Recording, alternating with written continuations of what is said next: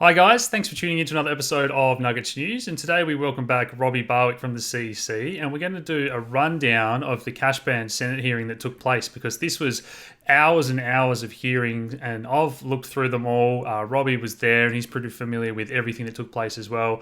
So rather than everyone have to watch through all that footage, we want to give you the best bits and then maybe encourage you to go watch the individual sessions, which I'll link down below later. So thanks for joining us, Robbie. No worries, Alex. I just have to correct you. I wasn't there. Like everyone else, I had to watch online. And the reason I wasn't there is because we were notified after 5:30 p.m. the night before that it was going to happen, which was deliberate to stop people from going. But we know there's going to be another hearing on the 29th of January, and that's been announced in advance, and I'm sure that one's going to be packed. Yeah, sorry. I thought when you and I were talking to each other and you said you were stepping out in the breaks and stuff, I thought you meant you were actually there. But that's good. Maybe we'll both try and get to the next one. Yeah, that would be. We're encouraging everyone. If you're passionate about this cash ban, stopping it, go to this one in Sydney on the 29th of January. So we'll publicise when that is, especially because of how well this particular hearing went. I mean, as of the night before, when they deliberately notified us so late, we were all thinking, I still think that the whole thing is they're trying to rig it, but they had to have witnesses come, and the testimony, frankly, was devastating. The people who opposed the cash ban were very good, and the people who supported it were terrible. So Absolutely. it made our case. Which we're going to get into. So I guess the first session was the small business one. A lot of questions around the legitimate use and takings of cash by small business. A lot of questions around the cost of payment systems and banking to small business. And we might get into some of the crypto side of things later as well. But did you have any thoughts around the small business section? Well, so this is the Small Business Ombudsman, right, which is an official role, with some quasi-government organisation or whatever you call it. And so they weren't controversial and didn't come out opposing the ban. But they certainly didn't come out for it. and if you listen to the testimony, the essence was, why do we need this? What's it going to do, right? Here you have a burden, an extra compliance burden on small business. Yeah, it might be hard to think of scenarios in which a small business is using over $10,000 in cash, but partly because it's hard to think about it, you can't rule out that it can happen. There might be circumstances where it can happen. Senator Alex Gallagher, Alex, who did such a good job in the hearing, he's a Labor senator. He was on the ball from the get-go, because he was putting up scenarios where a small, say a cafe owner has a breakdown in his coffee machine. He's got to have the coffee machine, say it's a Friday afternoon, head of the weekend, peak period, etc. And the only way he can do it is, here, I'll pay you cash, get me in a new coffee machine. And they can be expensive machines, etc. So, there are scenarios there, but so the Ombudsman was very unconvinced about the need for this at all, and very concerned about the burden it's going to be on the community when there is no evidence that there's even in fact, he questioned whether there's even a problem. Yes. As do we. Yeah, we base that on actually reading these studies of the black economy that the IMF has published to show there's a whatever problem there may be in Australia, it's small and it's shrinking. They weren't expressing it from that standpoint. He was expressing it from the standpoint of, we're in the small business space, right? We don't see a big problem here. And the number one thing, of GST avoidance, one of the points that was made then and it kept being made during the day, is that cuts both ways. Yeah, some tradie may want to avoid GST, but then he gets, in other transactions, a tradie will get inputs, GST inputs. Right, which there's nothing in it for him to avoid those, right? That offset the tax he's got to pay. So, that doesn't. If people think that's an issue, it seems to be quite exaggerated. The small business community ombudsman certainly wasn't think it was an issue, and they just weren't convinced. I really like to feel the examples about the industries that are getting unbanked, because this is something we're very familiar with in the crypto world. As soon as a bank doesn't like what you're doing, even if it's not illegal, you're unbanked. And so that way you don't legitimately have a way to pay some of those high cost transactions that might be over 10K. Well, so that has happened to crypto companies, has it? Oh, absolutely rife. It's very hard for any crypto business to get regularly banked. Yeah. Okay, because all right, that I was contacted on the weekend by a bullion dealer, not a big one. It's his own business. It's here in Melbourne, actually, and he's been debanked. And when I asked him why, he thought, well, maybe it's because the account was, high maintenance account and probably wasn't worth it for the bank for the fees it earned. But if that's what's happening to crypto, I would imagine he said there is a conspiracy theory version. I think it's more right. The banks don't like the competition they're getting from alternative currency sources, right? And they would know better than anyone, Alex, because of the total lack of trust in the banks at the moment, how much money they're hemorrhaging in these areas, right? And that's why they would cut him off. In his case, he's been cut off from all banks, and not just the business account, personal accounts, families accounts, totally debanked. And yeah, the Small Business Ombudsman raised that. In a world where banks have the power to debank you, how can you have a law that forces everyone to use the banks? You do not have this gentleman who called me made the point, you don't have a right to a bank account. Right? Legal tender, everyone has a right to it. No one can stop you if you've obtained it lawfully. No one can stop you, but you don't have a right to a bank account. So this is I think that made a big impression on the senators present at that point.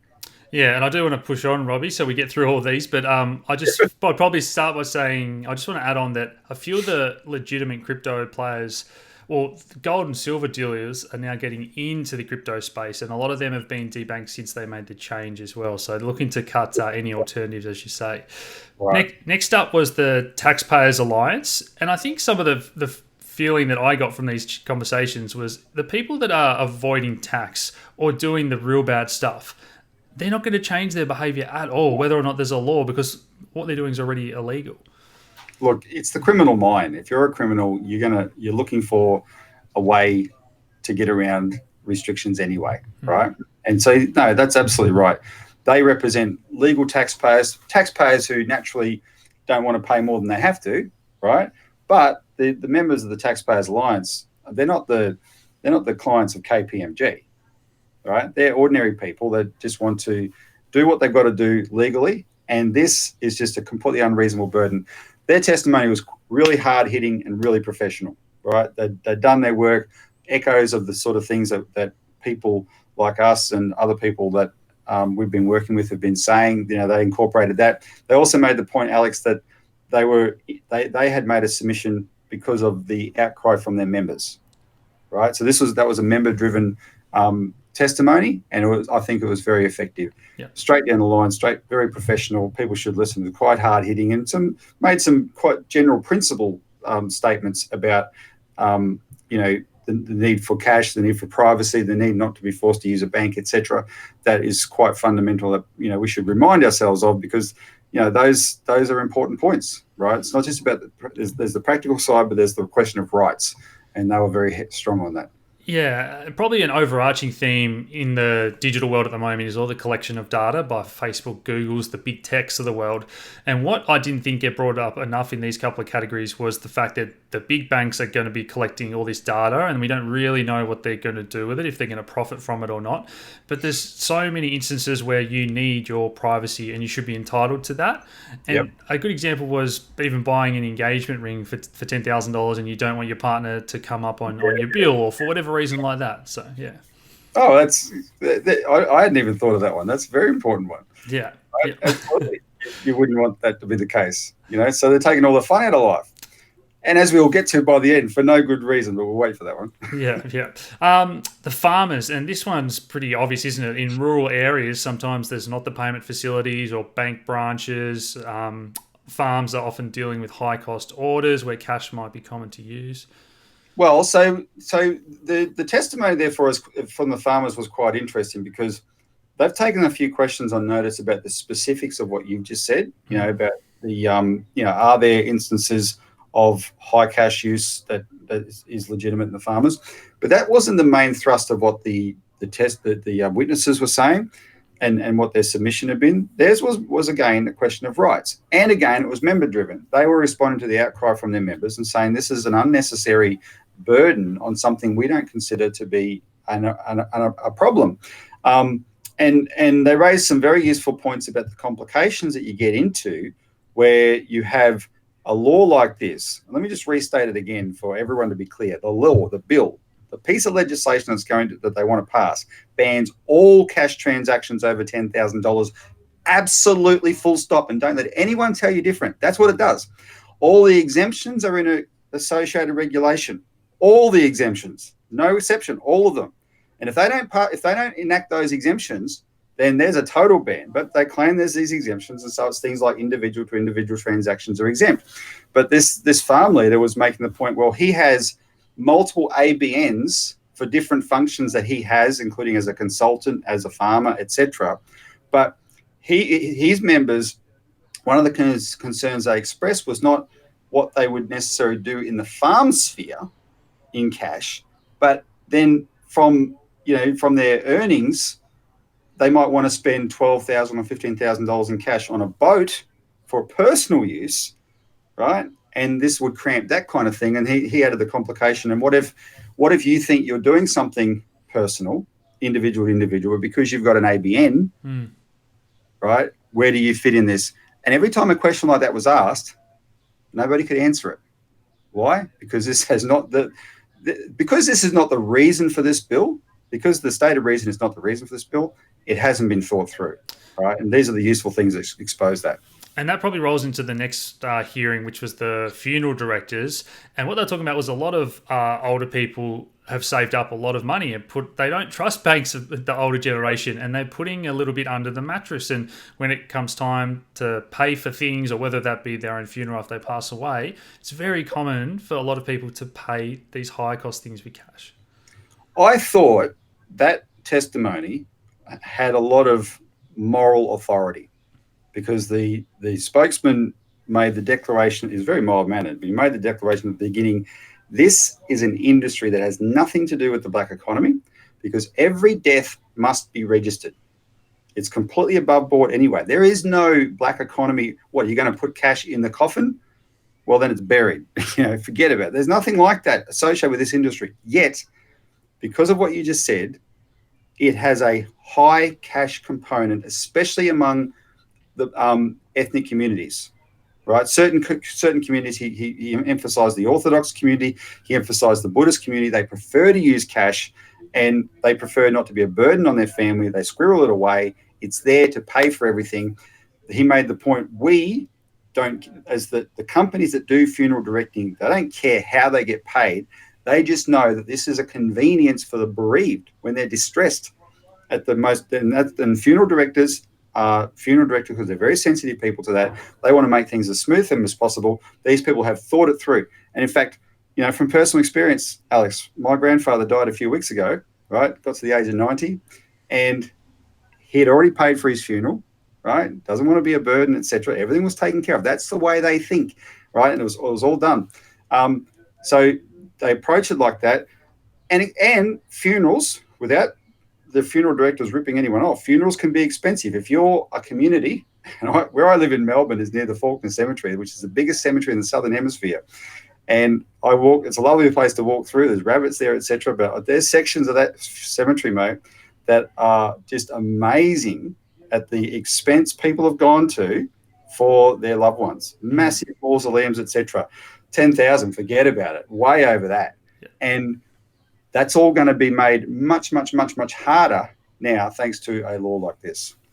Yeah, absolutely. And another thing that we didn't touch on earlier was people traveling, whether it's overseas, from different countries, and tourists. And a lot of people, they don't want to get an account and a card with an Australian. They want to get out the cash and pay for their Great Barrier Reef tour with Bitcoin or with cash or whatnot. And a lot of those things, those big holidays, are going to be well over 10,000. Well, I'm full of anecdotes today, but it just so happens I'm traveling in a few days. I'm going overseas, see some relatives, and my wife was converting a little bit of currency to euros, and there was a woman in front of her converting $15,000 to euros. Now, the reason we convert a little bit, we'll use cards. We don't mind that, right? I'm not obsessed about this issue. You use it as a tool. This woman must have preferred to use cash, right? As is her right. right? That's her preference, and that's what she was doing.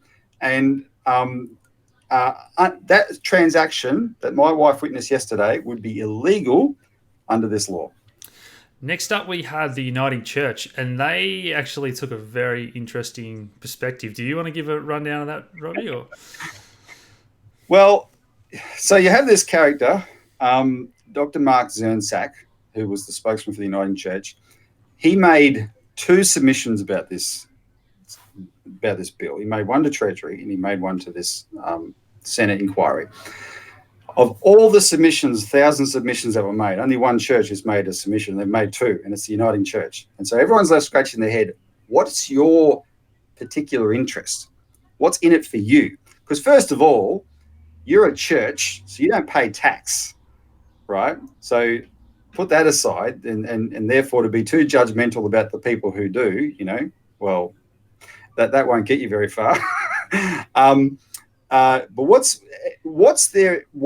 why the interest that they would be so emphatic on this issue? And in the submissions, when I read them, that was the first thing that occurred to me. They don't reveal anything in the submission of why the church would have a particular interest or a particular perspective. Explain, we do this activity and this is what we see. They didn't, nothing like that. It's just a wholehearted, full-throated endorsement of the law.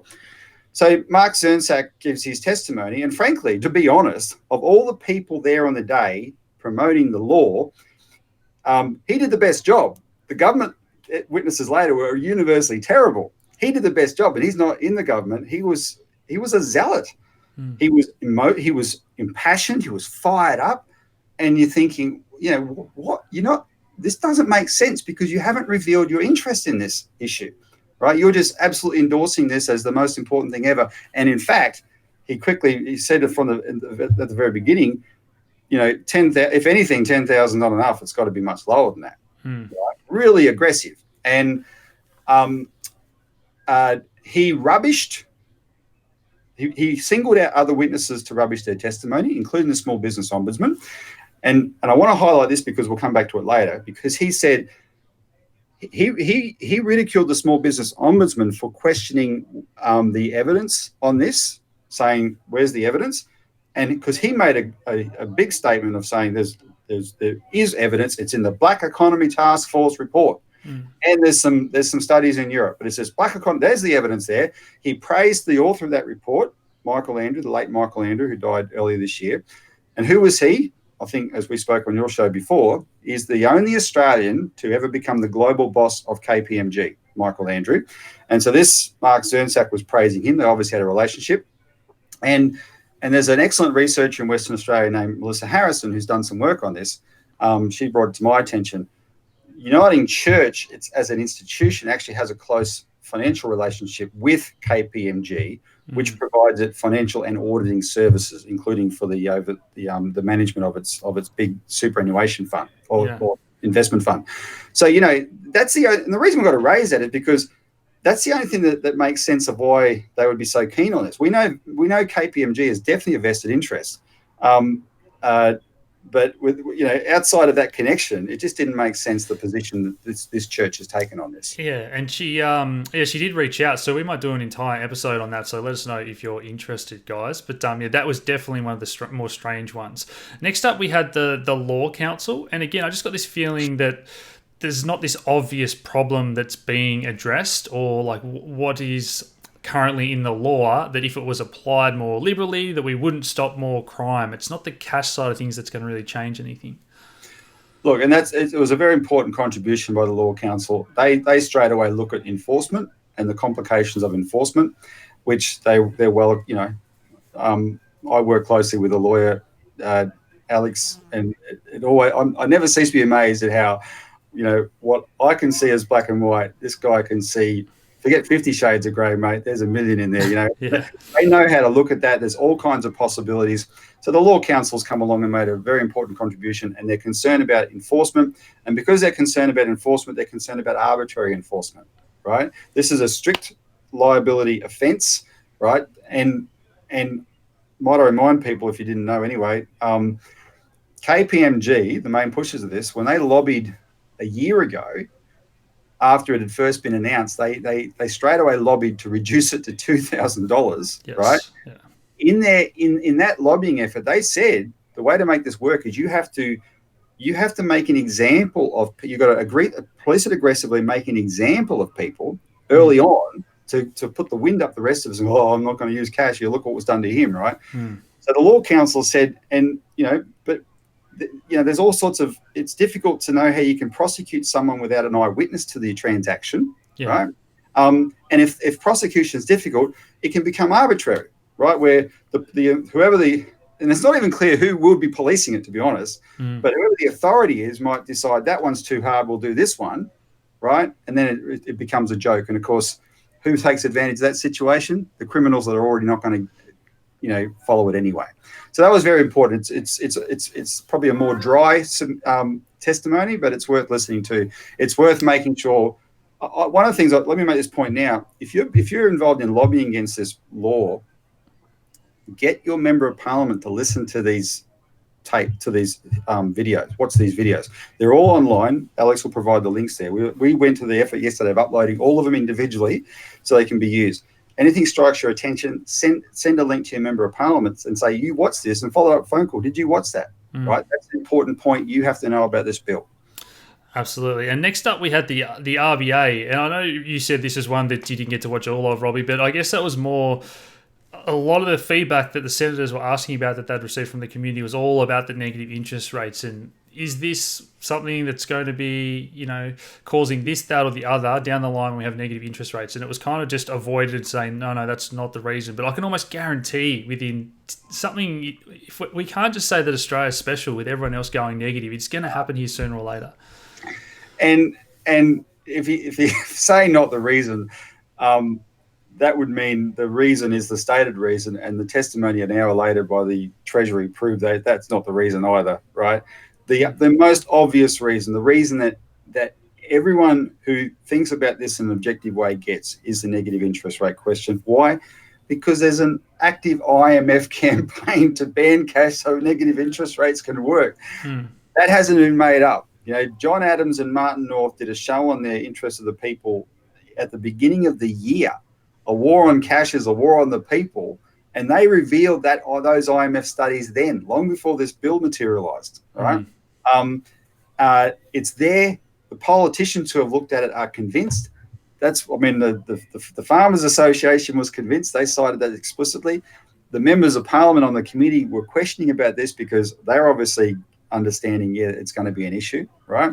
And the RBA did its normal trick. Interestingly, neither the RBA nor the Treasury nor the ATO, who come a bit later, made submissions to the inquiry, yet they were witnesses. Why wouldn't they make submissions? The senators actually take that to mean they're not really interested in this issue, right? They're just having to play a certain role through the government. Now, I don't want to overstate that, because we know, the RBA is probably, as the Americans would say, playing possum or playing dead, right? Because we know, in a sense, the RBA kicked all this off back in 2012 when it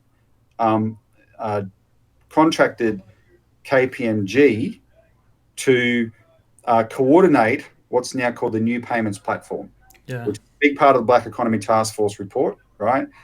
It's in business with all these banks in this New Payments Platform. Last week, a few days before this hearing, the governor of the RBA, Philip Lowe, gave a speech on this New Payments Platform where he was aggressively encouraging everyone listening, get involved in the New Payments Platform, get a mobile phone. I don't even know what a payer ID, maybe if I'm remembering that right.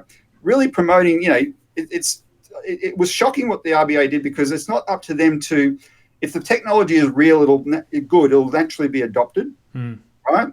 They're trying to herd us all in that direction. And so we know the RBA has played a leading role in this, but for this inquiry, they haven't wanted to be too involved.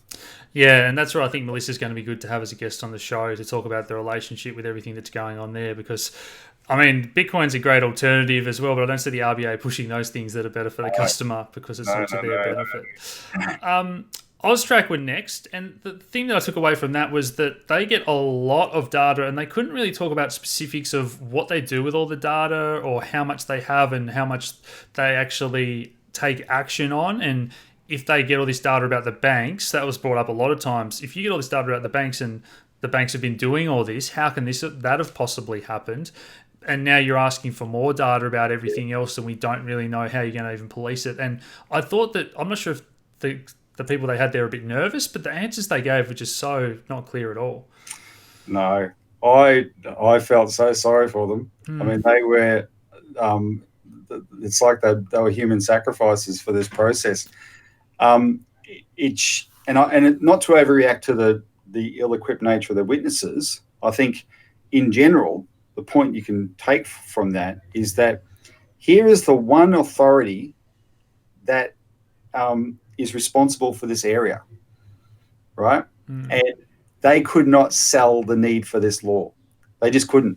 I mean, they paid lip service to it, but she got so befuddled at one point, she was making this silly point that, you know, we the AUSTRAC, we get notified of transactions above $10,000, and so there's this space below that, and this bill will help with that space below that. But no, it won't, because it's a ban on transactions over $10,000. It'll do nothing. And both Gallagher and Rex Patrick pointed out, and both of them went to pains to say, we are not advocating lowering this, that if you're serious about that kind of, sort of casual money laundering or tax evasion, it'd be a much lower limit. And of course, the reason they can't make it a much lower limit, Alex, is because there's been a big enough reaction from the public to a $10,000 limit, right? If they said 2,000 or 1,000, there'd be a real uproar. So they're over a barrel, and she was just completely ill-equipped, completely confused. And that tells you that they don't have a case, right? Right there, they're the people who, this is their area. They should know or have enough expertise to know where the problem is and how it could be improved by this kind of law, and they couldn't. All they could do is lip service. And I think this is something the crypto community is very familiar with, because AUSTRAC have got very clear, stated guidelines about how things work in the crypto community, and they work with all the exchanges. And I would have said that's all they're very good at all that, and it's laid out and it's professional. But all these questions about the if buts, and it was just I was shocked at the answers they gave. But anyway, well, that's interesting feedback too, because it fit with this case I was telling you about with the bullion guy talking to me. His experience of AUSTRAC was brilliant. In fact, he's been praised for doing his job, reporting the transactions, right? And one of them helped. Some of his reporting helped in a law enforcement case, right? So, that's what it's for. AUSTRAC is perfectly happy with the. In actual fact, AUSTRAC is happy with the system we've got. The only thing they fall down on, to be honest, is they should be more aggressive on the banks. I don't think, and I wouldn't sheet home the blame to AUSTRAC, right? The whole government lets the banks off the hook. They are untouchables, right? And AUSTRAC cops the bad rap for that. Yeah. Right, but eventually they've come to the party, like with this Westpac thing. And as Gallagher is a very practical guy, as you can tell from his questioning. If 23 million transactions slip past you with with the reporting you've got, how are you gonna handle when you're getting 200 million reports a year from this kind of bill? Absolutely. And you never know, like, if AUSTRAC are going to be understaffed, if all of a sudden they've got 10 times or 100 times the volume, you just don't know how that's going to play out. But I'd agree, AUSTRAC are professional when it comes to the crypto community. And if crypto is to succeed, we don't want it to get out of hand and they feel that they're not monitoring the crime. And that probably rolls into Treasury and the ATO that are next. But with the crypto side of things, I know you and I talked, Robbie, about how Bitcoin and these public ledgers, a lot of people just aren't aware that it's a public ledger, and that's helped trace a lot of the criminals. So a lot of the discussion and comment on crypto, I think, got that confused. They kept saying that this is anonymous and people can use Bitcoin.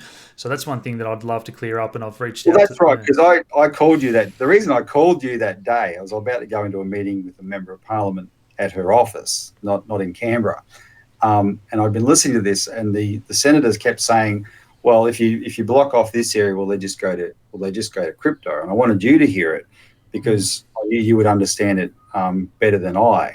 But there's this assumption that one, it is totally anonymous, etc. And so, this is going to force people into that direction. And politicians do need to be better informed about those things. And I think if you're in the, I think the AUSTRAC model, where it relates to crypto, is that you don't need the specifics of a transaction. What they're looking for is clusters of activity, right? You see certain clusters of activity, and from that, the police can start thinking, okay, there might be an issue there. There might be an issue there, and on a suspicion, you look at it a bit, and if you find something, you keep digging. That's how law enforcement works. The idea, if you have to take away everyone's rights in order to get rid of all crime, well, what's the point? Right? You should always enforce the law and combat crime, but civil rights are very important. They should be protected. So just wrapping up with the Treasury and the ATO side of things, Robbie, again, it was a little bit of, well, if people were dodging the tax and doing the bad stuff, they're going to keep doing it. I'm not sure if this is going to capture anyone, but any other thoughts you had there? Well, so separate. I don't know why the ATO. If I was the ATO guys, I would have been embarrassed sitting there next to the Treasury guys. The ATO guys show that, look, they were Sergeant Schultz, and not because they were idiots. It's like, we know nothing, right? We're not the enforcement body here. We're not the regulator for the financial system. It's not clear what our role is. This is completely undefined. That's my very broad paraphrase, but you're not going to find much more specific than that from them. But this is the one you've got to watch, right? If you watch one of these clips, it only goes for half an hour. Watch this one, because at the end of the day, what Rex Patrick and Alex Gallagher both said is, we are getting feedback from the community about the negatives. You prove to us the benefits outweigh those negatives. Where's the basis for this law? Yeah. And here's Treasury. It's their law. They're the architects of it. It was the Black Economy Division testifying. They oversaw this Black Economy Task Force. This is their baby, and they had nothing, absolutely nothing. I couldn't believe the quotes. I went back and rewatched it today. We put out a release on it, but it was, they kept citing this late Michael Andrew. In Michael's opinion, Michael thought, right? And when they were asked for actual data, they revealed something that I'd read the Black Economy report. Didn't jump out at me. They didn't have data. They based it on what they called community meetings, community hall meetings, right? And Alex Gallagher said at a certain point, he said, I understand you've had a few town hall meetings and people have made some complaints about the use of cash. I understand that, but where is your evidence? That's not empirical evidence. And when this Patrick Bonham protested that it was, Alex Gallagher said, we want some data, and they don't have any. Yeah, nothing. And this think about what they're doing. Now now I'm not in the crypto space. You are. So you're used to more advanced technology than me, but just put that aside. We all use cash. They're overturning centuries of tradition, right? By putting a restriction on the use of cash. Centuries of tradition. It's legal tender. We all have a right to it. In other words, this is a very radical policy. It's extremely radical. And they're doing it on a whim, on a hunch. That's essentially what they said in that hearing. You've got to watch it, and you've got to make sure your members of parliament watch it, right? Because I can tell you now, members of parliament give Treasury way too much credit. All right, they kiss the ground they walk on. Oh, Treasury said so. No, watch them in action and watch his body language. Watch this Patrick Bonham's body language. He was annoyed at the insistent questioning from Gallagher. Gallagher was not grandstanding, as I made the point on Martin North show. It wasn't grandstanding. He just wanted the answer. And this guy, you can see him. Watch it closely. He's looking sideways. He's talking under his breath. He's not happy at having to answer these questions. Why? Because he didn't have any answers to the questions. Yeah. They were going to be completely empty suits in that testimony. And they wanted data around the use of cash, the percentage of large versus small sales, the percentage of AUSTRAC transactions, what this is going to stop, the percentage of crime rates that it's captured in other countries. And yeah, they just didn't have any of it, as you say, for such a radical change. I don't think that this was going as smoothly as they had hoped. And let's look forward to the next hearing, I guess. Unless they bring Treasury and the RBA and that back, I think they've had their shot. They were their star witnesses, right? As of the end of that to the end of that hearing, I can tell you, especially after the way it ended so dramatically with Treasury, Mm. my view, I mean, I've always been optimistic. I think, you know, you never rule out that you can win. But my view then was that we were in a real chance especially because it comes down to Labor Party. If Labor Party votes against it, we've beaten this bill. Mm. And that Labor Party Senator, Alex Gallagher, did a very good job. He credited it to the people his community, but he's obviously a smart guy, a very, very laid back, practical guy, right? And he was very unconvinced and unimpressed by the testimony he received. We put out a message, everyone call his office and thank him. And I'll say that again here. If once you watch it or just on this video, call his office. Senator Alex Gallagher from South Australia, and call Rex Patrick. He did a very good job as well. He just wasn't there the whole day like Alex Gallagher was. Alex Gallagher sat there all day, 9 o'clock till 3 o'clock, and he just drilled them without grandstand. It was very effective. Call their office and thank them because they truly set out to represent the community and they did a brilliant job. And we will see if they can pull a rabbit out of their hat for the next hearing. I don't think they can. Yeah, and if anyone's got a contact to either of those two, and I can get in touch with them and talk to them about the crypto side of things, because I just feel that gold and silver and crypto is going to get dragged into this in some capacity either now or over the next couple of years.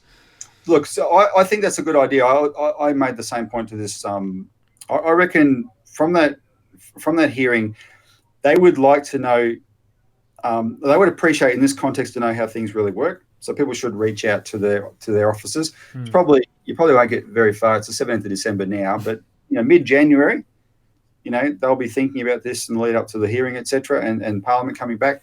Get in touch with them and have a meeting with someone or a phone call with one of their advisors or something and try and explain it. Fantastic. Well, guys, I'll link all the videos below the CEC have put up with all the titles and that. And as always, thanks so much, Robbie. Thanks, Alex. Cheers, guys.